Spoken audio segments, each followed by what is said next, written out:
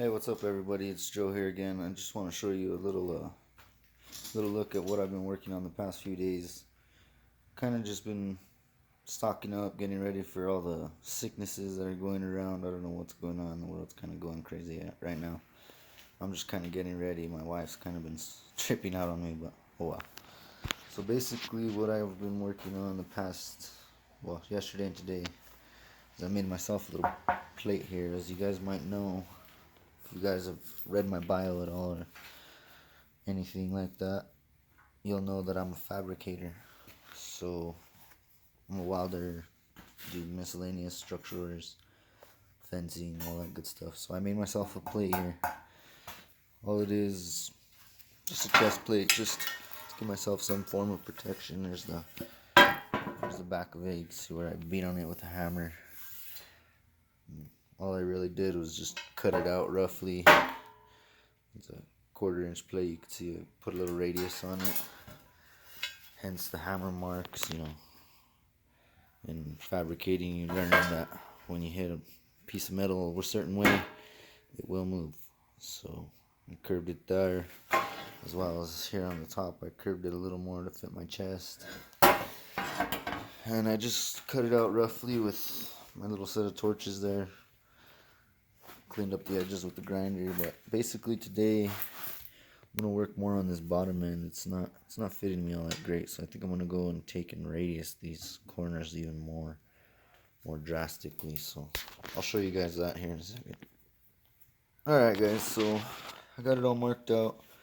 Basically that's what I mean by that. I'm just gonna take more of this corner off and just kind of radius it more, because when I wear it under my shirt, which I plan on, you can kind of see it, and I don't really like that. So I'm gonna start with that, see if that works. If not, I'm gonna probably take a good, I don't know, 1.5 inches.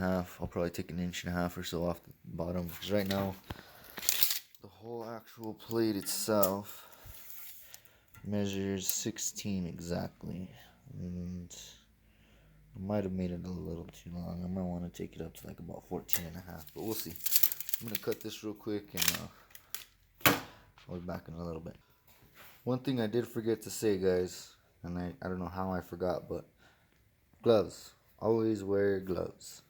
Gloves, glasses, all that good stuff, because you will burn yourself. And I was going to cut this with my torch, but I just realized that I have my belt already sewn on. So with that being said, I think I'm going to just have to grind it, which is going to be a whole lot of fun. So I'll be back in a minute, guys. We'll see you guys in a minute. Alright, so as you guys can see, I got one side cut off roughly. I'll just grind it down. Got the other side to go. I'm just took my grinder with the cutoff wheel on it and just zipping it off. Obviously you get the idea of more or less what I'm doing, I'm sure. If not, I'll give you a little demonstration right now. But that's all I'm doing for now. I'll grind it down, radius it back nicely, put it on, see how it fits. If I don't like it, then like I said, I'm gonna go and I'll take about 1.5 inches or so all the way across the bottom, and then re-radius those corners to match that, and that might fit a little better. But we'll see. I'm gonna show you guys more or less what I'm doing now. Alright guys, sorry about all the starting and stopping. I'm trying to record and do all this all at the same time, so just bear with me. So what I'm gonna do now is I'm gonna take and cut this corner, so it's gonna get a little loud, but you'll see what I mean.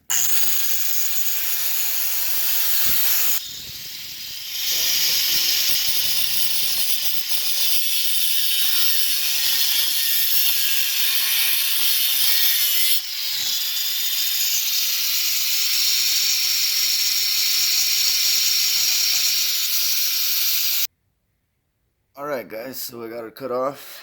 I wanted to give you guys one little tip.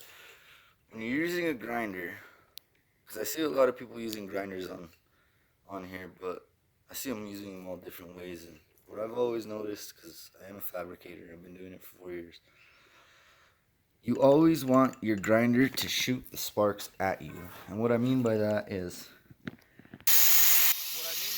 you always want your sparks shooting towards you. The reason for that, let me stop this and get all that noise off. So the reason for that is because if your grinder binds, meaning if your blade gets catched or caught, whatever, in the metal that you're cutting, like if you're cutting something that's leaning like this and you're trying to cut it here, once the metal starts leaning and going, it's going to twist. So what that's going to do, it's going to put tension on a certain spot, and if you happen to be in that certain spot with the grinder at that time, it's going to bind the blade. And what that's going to do is it's going to catch the blade, stop it completely, and it's going to throw the grinder at you. And if you're using the grinder like this, where the sparks are shooting away from you, because that's what most people do because they don't want to get burnt, the grinder is going to stop, it's going to get caught, and it's going to come straight at your leg. As opposed to if you're using it like this, and that's all it is, it's just flipping it over. But if you're using it like this, and the sparks are shooting towards you, now when the grinder gets caught, it's going to go away from you. Because the way it's rotating, it's going to automatically send the grinder that way. If it makes sense. If not, if it ever happens to you, you'll know what I'm talking about. And it's very dangerous. Plus, as you might have noticed, I don't have guards on my grinders. Mainly because I use 6-inch blades on a 4-inch grinder because why not?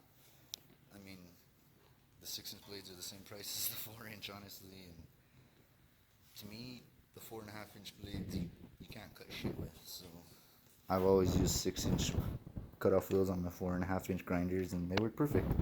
You just have to know how to use them. Be safe, always. Alright guys, so I went ahead and took my cutoff wheel off my grinder. I got my arbor nut right here. So I'm going to go ahead and put one of these on they're the paddle discs is what I call them. But all they are is just 60 grit sandpaper stuck to like a cutoff wheel style wheel, and they just spin onto the arbor real easy. So we use those a lot in metal fabrication, as well as there's some other type, which I have one right here. There's these type that are made for polishing, and as you can see, they have like a sponge in between each individual piece of sandpaper, so that makes it kind of nice. I don't know if you can see that there, if my phone wants to focus it. Oh, there you go. You can kind of see it. Anyway, those are made for like polishing out metal. After you use these, you would use one of those, sorry, to polish it off and make it look pretty, basically. But all I'm gonna do now is I'm gonna take this and I'm just gonna clean up all this rough stuff, as well as get these corners down to where I want them over here, and the same thing with this corner here, and then the same thing with that side. So I'll be right back. Alright guys, I'm back. So basically that's all I wanted to do. You can see some of the paint still sticking onto this. Sorry guys. Anyway, that's basically all I wanted to do, was just give it a nice little radius here. At this point I'm not too worried about it. I might take it down there later, but more of this is the point I was worried about. So I still got to do it to this side, so you can see what I'm talking about here. Got this pretty dramatic point right here, and I don't like it. And for anybody that's wondering, no, I don't paint my nails. I smashed my nail a couple months ago and completely punctured all the way through, and it's barely growing out. So that's why my nail's black. No, I do not paint my nails. Anyway, so I'm gonna take and grind this down, take all this stuff off. You can see where all the metal shavings from the grinder and stuff. So let me do. Alright guys, so actually after taking and rounding off this whole side, like all the way around, as opposed to leaving this one point, I like the way that looks better, and I think it's a better transition. So I'm going to go ahead and do that same thing to this side here, and I think it'll be a little better, and probably won't poke me as much. But that's basically all I was going for. If you can see around my clamp there, just a little radius edge, just same thing I did with all these corners. I radiused them off so that they're not so tight. But I'm gonna go ahead and do that, and then I'll show you guys the final result. Be right back. Alright guys, I'm back. You guys are probably wondering what the hell did you do? Did you paint it already or what the hell's going on? No. I actually primed this plate with a bunch of different colors.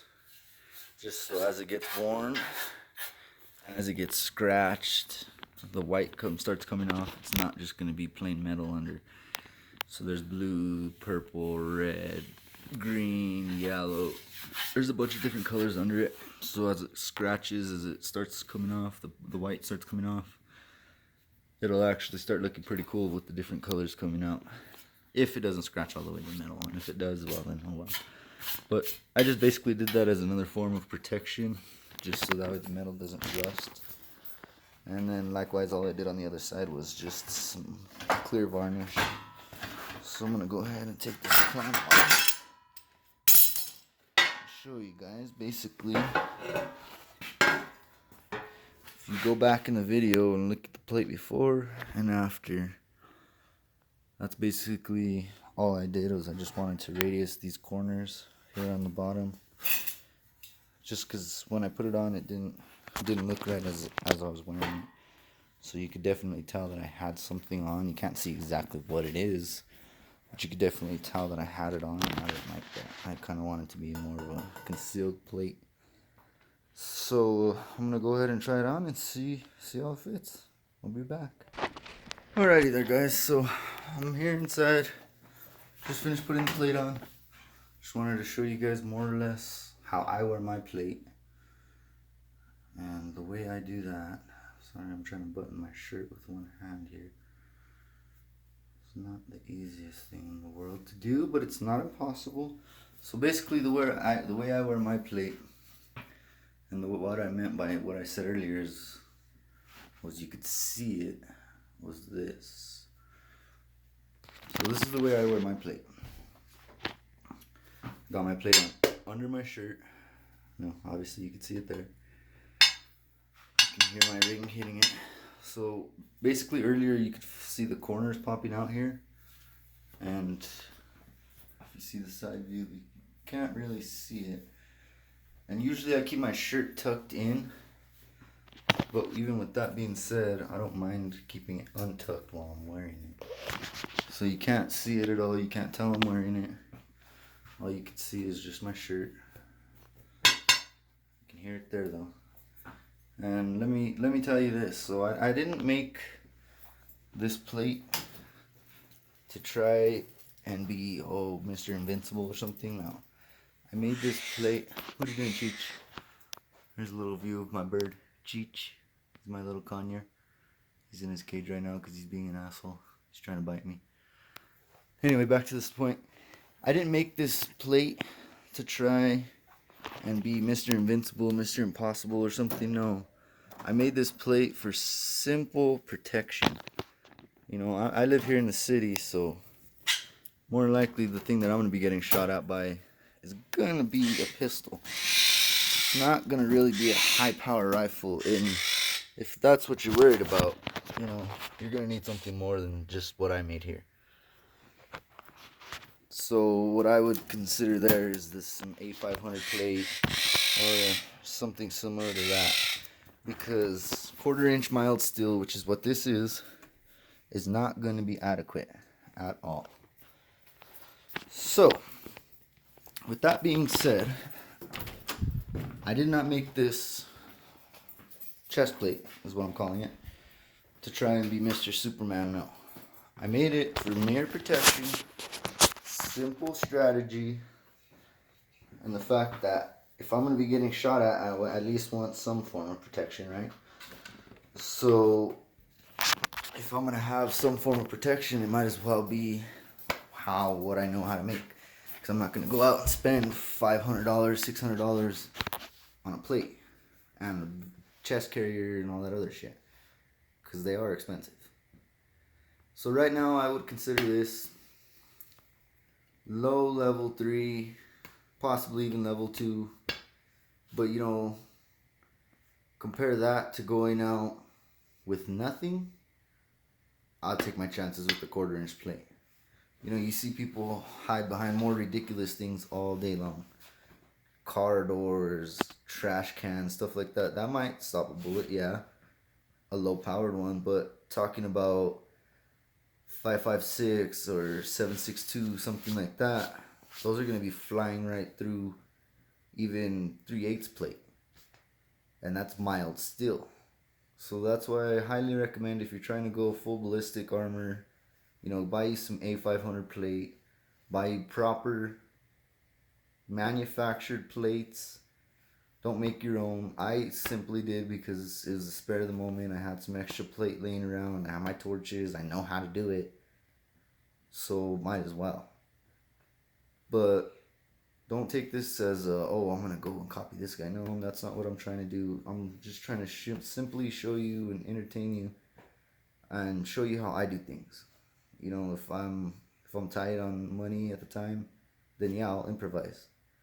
But when I get a few extra $100, then yeah, I am gonna go buy proper plates, because this isn't perfect. As you can see, I can't put my head all the way down, but with the curvature that I got to my chest, it gives me full range of motion. I got my little cutouts here for my butt, so I could put my guns there. Just for example, let me get up here. Sorry, my back's been hurting for a few days. So just for example, sorry to walk away from you guys, but just for example, take the moss break here. You could still butt it in. You still got that butt in your nice pocket there. You're still able to move around. You could still do everything that you need to do. So with that being said, just everyone be safe. Thanks. If you're still watching this, thanks. I know it's a long video. I usually don't like my videos to be over like 10 minutes. But for this one, I kind of really just wanted to showcase more or less and tell you how I do it, why I'm making these, why you shouldn't make these, all of the above, just as a good reminder that, you can make anything, you can do anything you set your mind to. Don't let anybody tell you can't. And realistically, this probably would save my life against like maybe a 38 or like a 380. Not a 38, a 380, maybe a 9. More likely probably wouldn't penetrate. It's gonna dent the hell out of it, and it's gonna hurt. You're gonna have some bruised ribs off of it, because mine particularly, I don't have any padding behind it, so that might be a good idea.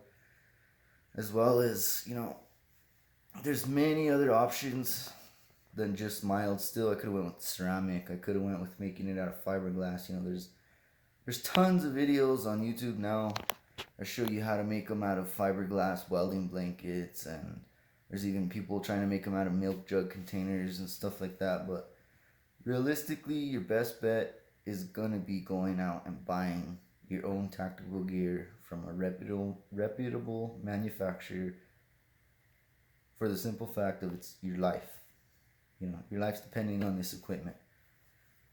With that being said, I didn't make this more to save my life. I made it for just in case. So is it going to be carried every day? No. Am I going to wear it for a while to get used to it? Yeah, probably. But it's still always just going to be put away in the closet with the rest of the guns. I have a few guns spread out throughout the house, but all the rest of the guns are all put away in a designated area with all my ammunition, all my everything else, all my tactical gear. And that's where this will be. My gas mask's in there, everything's in there. So